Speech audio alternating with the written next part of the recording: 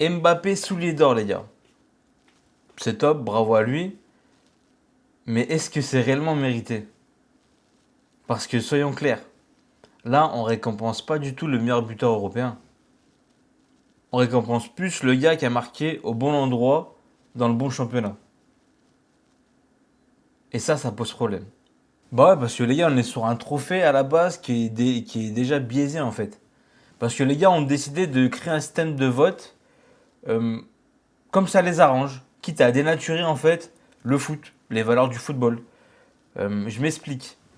T'as Gyökeres avec son équipe dans le championnat portugais qui marque 39 buts. Et t'as Mbappé avec son équipe qui marque dans le championnat espagnol avec 31 buts. Donc normalement tu te dis, bon bah le meilleur buteur, c'est simple, celui qui a mis le plus de buts, c'est Gyökeres. C'est lui qui doit avoir le soulier d'or. Bah non. T'as un système de vote qui a été fait pour mettre en avant certains joueurs et plutôt des grands championnats qui sont les plus médiatisés. Parce que un but pour eux dans le championnat espagnol, ça vaut 2 points. Et un but pour eux dans le championnat portugais, ça vaut 1,5 points. Mais ça, tu l'établis comment en fait? Tu te bases sur quoi en fait? Comment un but a une valeur supérieure à un autre but? Tu établis ça sur quel fait concret? Comment un tapin de Mbappé a forcément est plus dur ou a plus de valeur qu'un tapin de Gyökeres? Comment un penalty a plus de valeur a plus de valeur, un penalty d'Mbappé a plus de valeur qu'un penalty de Gyökeres? À quel moment en fait tu t'établis ce genre de critères, ce genre de coefficient? Tu te bases sur quoi? Parce que pour moi, quel que soit le championnat, un but c'est un but. Ça dépend d'un timing, d'un déplacement, le fruit d'un effort, d'une finition. La démarche pour mettre un but est la même, hein. Donc tu te bases sur quoi? Il est là en fait le problème. À quel moment tu établis cette hiérarchie artificielle où lui est plus méritant sur ce but et lui est moins méritant? Parce que marquer contre Valladolid, ça a plus de valeur que marquer contre Porto, contre Benfica. Parce que Mbappé, globalement, il fait ses stats, 80%, 90% de ses stats, c'est contre le ventre mou, voire le bas de tableau de la Liga, qui est pas forcément meilleur euh, en général face au, on va dire face au haut ou voire même ou voire milieu de tableau du championnat portugais.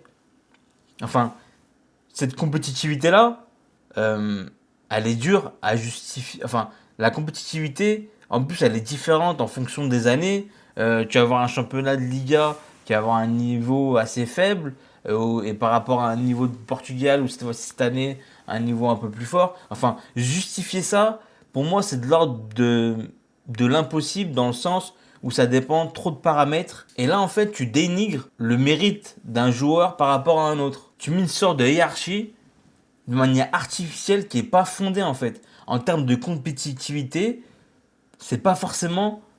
euh, c'est dur de dire que c'est plus difficile à marquer en Liga par rapport au championnat portugais. Parce que sache, le championnat portugais, chaque année, tu as des équipes en Ligue des Champions qui sont en phase finale de Ligue des Champions, en huitième, quart de finale.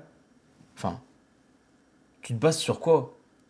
Et puis c'est tellement variable d'une année sur l'autre. Parce qu'en fait là, tu dévalorises le travail d'un joueur euh, qui joue soi-disant dans des ligues, enfin, qui joue dans des ligues moins médiatisées, alors que le niveau de compétitivité est aussi haut dans le haut de tableau que dans des championnats les plus médiatisés en fait.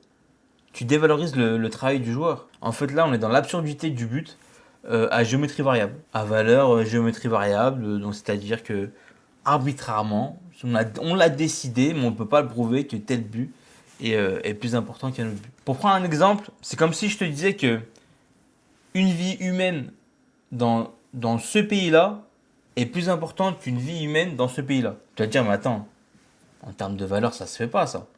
Humainement, on est tous égaux. Bah, dans le foot, c'est pareil. Footballistiquement, dans le sport, on est tous égaux. Et tu es obligé en fait de souligner en général cette hypocrisie dans le monde du football et dans nos sociétés actuelles, hein, dans le monde occidental, où c'est les premiers à parler d'égalité, de respect, de parler de valeurs et des principes qu'eux-mêmes n'appliquent pas en fait.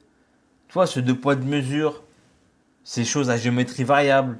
Euh, Tu fais les choses comme ça t'arrange au final. Là, ici, très souvent, on te vend l'idée que les joueurs sont égaux sur le terrain, du respect.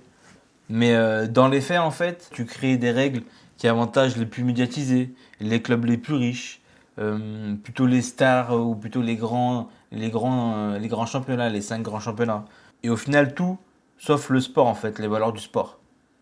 Parce que faut que tu te retrouves économiquement parlant. Ah, il est là le double discours, cette hypocrisie où, où c'est beaucoup dans la communication et très peu dans les faits. Donc voilà, quand tu vois le soulet d'or, on est sur une continuité du système actuel. C'est-à-dire du système actuel qui est cohérent avec des intérêts commerciaux et médiatiques, mais injuste sur le fond sportif. Donc ouais, donc ça nuit aux valeurs du sport, c'est anti-sportif, aux valeurs du foot, du respect, de l'égalité, et tout ça en fait. Des valeurs qui prônent sur le papier, mais jamais dans le fond et sur les actes. Et c'est dommage pour certains grands joueurs peu médiatisés, comme Gyökeres et d'autres, même s'ils sont médiatisés, on en parle. Mais, euh, mais dans ce genre comme on peut voir dans ce genre de trophées individuels, bah on les dévalorise.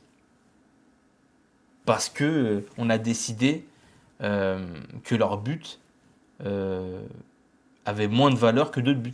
Donc dis-moi toi en commentaire ce que tu en penses, si tu trouves ça normal ou pas. Et like la vidéo, c'est très important pour moi les gars, donnez-moi de la force, abonnez-vous, et nous on se dit à la prochaine.